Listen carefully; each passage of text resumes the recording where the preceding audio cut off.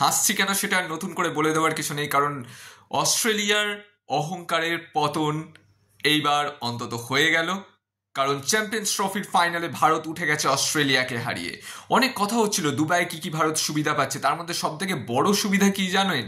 তার মধ্যে সব থেকে যেটা বড় সুবিধা সেটা হলো ওই আশেপাশের ভাষাগুলো। মাইটি অজিজ বলে, মাইটি অস্ট্রেলিয়া বলে, আর তাকে যারা হারাতে পারে তাদের ক্ষেত্রে ওই আল শব্দটাকে যোগ করে দিতে হয়, অল মাইটি। সেটাই ইন্ডিয়া হয়ে উঠলো এইবার। আর চ্যাম্পিয়ন্স ট্রফির ফাইনালে উঠে গেল ভারত। এই নিয়ে অন্ততপক্ষে আমি যদি খুব ভুল না হয় তাহলে 5বার চ্যাম্পিয়ন্স ট্রফির ফাইনালে পৌঁছে গেছে ভারত। 2000-এ যেটা ফাইনালে পৌঁছেছিল তখন তো নকআউট ট্রফি ছিল, আমি এর আগের ভিডিওতে বলেছিলাম, তখন নামটা অন্য ছিল। 2002 খুব সম্ভবত চ্যাম্পিয়ন হয়েছিল, 2013-তে চ্যাম্পিয়ন হয়েছে, আবার 2017-তে রানার আপ হয়েছে। অতএব 4বার হয়ে গেছে, এই নিয়ে 5বার ফাইনালে উঠলো। আর 19শে নভেম্বর মনে আছে 2023-এ সেই রাত যখন এত এত ভারতীয় সমর্থকদের বুক কেঁপে গিয়েছিল, চোখে জল এসেছিল, তখন সত্যি আবেগকে ধরে রাখা কঠিন ছিল। আর সেই প্রতিশোধটা যেন এইবারের আইসিসি টুর্নামেন্টে নিয়ে নিল ভারত। প্রথমে যখন অস্ট্রেলিয়া ব্যাট করতে গেল টসে জিতে, এই নিয়ে 11টা বোধ হয় পরপর ম্যাচের টস হারলো রোহিত শর্মা, অথচ জিতে গেছে, এটা সব থেকে ভালো। যাই হোক, যখন প্রথমে অস্ট্রেলিয়া ব্যাট করতে গেল তখন একটু একটু দুরু দুরু বুকটা হচ্ছিল, কারণ শেষে চেজ করার সময় যতবার ব্যাট করা হয়েছে ততবার কিন্তু সমস্যা হয়েছে, কারণ পিচ মন্থর হয়ে যায়। তবে আজকের পিচ নিয়ে সেরকম কোনো অভিযোগ নেই, কারণ আজকের পিচ অন্যতম ভালো ছিল বলা চলে যতগুলো এখনো অবধি দুবাই ম্যাচ খেলা হয়েছে তার মধ্যে। অস্ট্রেলিয়াকে ভারত হারিয়েছে, ভারত 4 উইকেটে জিতে গেছে।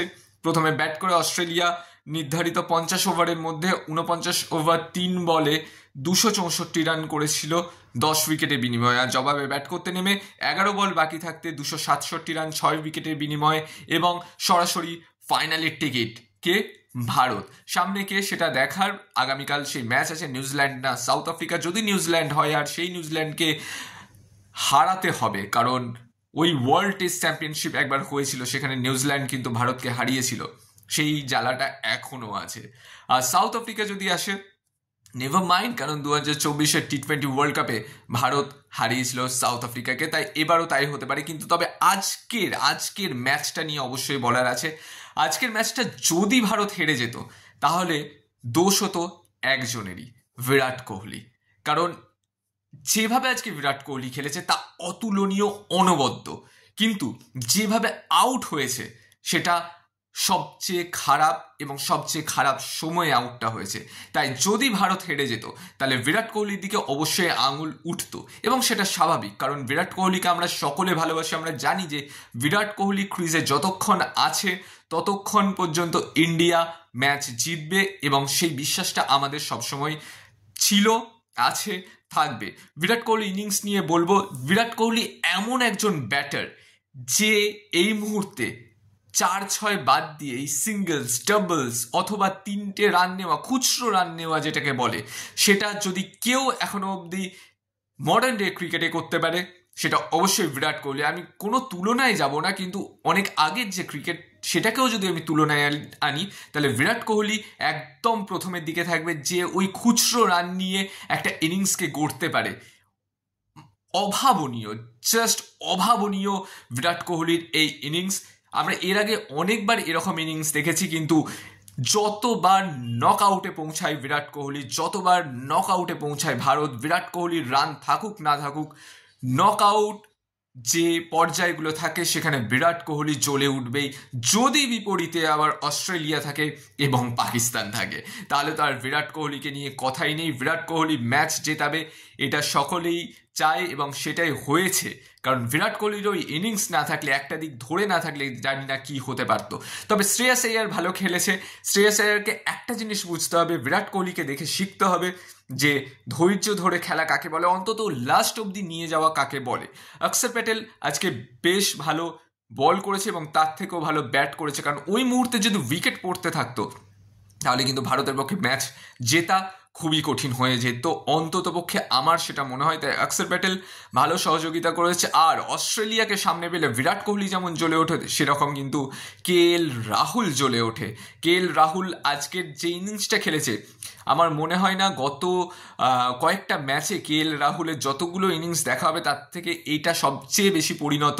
অনেকবার প্রশ্ন উঠেছে KL রাহুলকে কেন নেওয়া হয়, KL রাহুলকে কেন নেওয়া হয়, এতে ঋষভ পন্থকে খেলানো উচিত। কিন্তু গৌতম গম্ভীর এবং তার টিম যে ম্যানেজমেন্টটা, তারা KL রাহুলের প্রতি যে ভরসাটা রেখেছে সেটার দাম KL রাহুল ঠিক সময়ে দিয়ে দিয়েছে। হার্দিক পান্ডিয়া আজকে ভালো খেলেছে। ওভারঅল ভারত গ্রুপ হিসাবে, টিম হিসাবে একটা মানে কি বলবো, টিম যেটা দলগত যেটা পারফরমেন্স, সেই দিক থেকে কিন্তু ভারত আজকে দারুণ খেলেছে।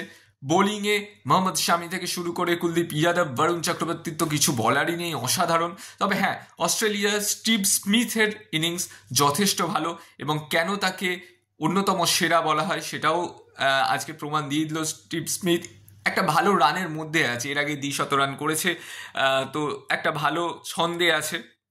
অপরদিকে যাকে নিয়ে ভয় ছিল, যাকে নিয়ে কথা ছিল, ট্রেভিস হেড প্রথমের দিকে আউট হয়ে যেতে পারতো, তবে টাফ ছিল, ক্যাচটা নেওয়া উচিতও ছিল এই মুহূর্তে, এই পর্যায়ে ক্রিকেট যারা খেলছে। মোহাম্মদ শামি তবে যাই হোক বেশি ট্রাবল দেয়নি, ওই 40-এর গেরোই বোধহয় আটকে গেছে, ওই রকম কোনো একটা রান করেছে।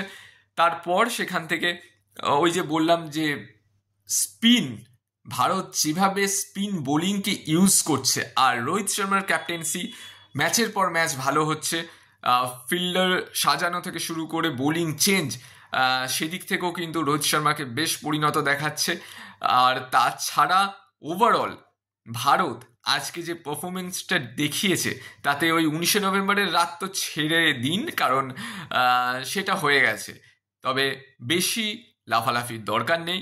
আমরা যারা ক্রিকেটকে মাথায় করে রাখি, আমরা যে কোনো খেলাকে যারা মাথায় করে রাখি, তাদের মধ্যে একটা কুসংস্কার কিন্তু কাজ করে যে বেশি লাফালাফির দরকার নেই। তবে হ্যাঁ, পরিসংখ্যানের দিক থেকে শুরু করে এবং নিজেদের দক্ষতা অনুযায়ী খেলাটাকে রাখতে হবে ধরে।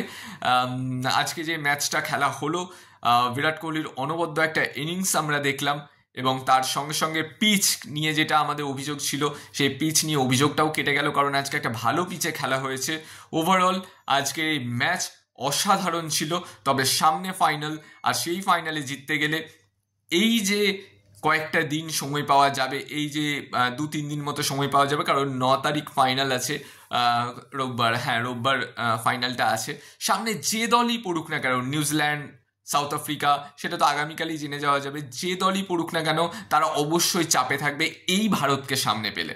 তাই কে কি সুবিধা পেয়েছে না পেয়েছে সেগুলো সাইড করে রাখা উচিত, কারণ সুবিধা অসুবিধা সেটা পার্ট, সেটা বিভিন্ন কারণে কেন আসছে না আসছে সেটা বিচার করে দেখতে হবে, বিশ্লেষণ করে দেখতে হবে।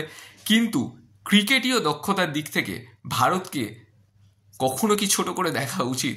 এই মুহূর্তে তো একদমই নয়, এবং বেশ কয়েক বছর ধরে একদমই নয়। তাই বিরাট কোহলি, রোহিত শর্মা এবং KL রাহুল, বোলিংয়ে বরুণ চক্রবর্তী, কুলদীপ, মোহাম্মদ শামি, শ্রেয়াস আইয়ার, সকলে যাদের নাম বললাম না, আমার নাম বলার দরকার নেই, কারণ আমার থেকে আপনারা বেশি জানেন। এই মুহূর্তে দাঁড়িয়ে একটাই খালি প্রার্থনা, ফাইনালটা যেন জিতে যায় এবং চ্যাম্পিয়ন্স ট্রফি আবার আমাদের কাছে চলে আসে। তবে একটা জিনিস মাথায় রাখতে হবে, ওই আমি বলি না প্রত্যেকটা ম্যাচে কিছু কিছু খামতি থাকে। বিরাট কোহলি যখন প্রচণ্ড উত্তেজিত হয়, তখন এই মুহূর্তে দাঁড়িয়ে কিন্তু উইকেট দিয়ে আসছে, কারণ KL রাহুলের ওই 6 মারার পর বিরাট কোহলির ফোকাস নড়ে গিয়েছিল। হ্যাঁ, সেলিব্রেশনে তো মাতবেই অবশ্যই, তার বন্ধু যখন ভালো করছে, কিন্তু নিজের ওই মোমেন্টামটাকে ধরে রাখার জন্য ফোকাসটাকে নষ্ট না করলেই বোধহয় ভালো হয়। তবে সব কিছু ছাপিয়ে বিরাট কোহলির ইনিংস মনে থাকবে, ভারতের এই জয় মনে থাকবে। 9 তারিখ আমরা আর একটা জয় মনে রাখতে চাই।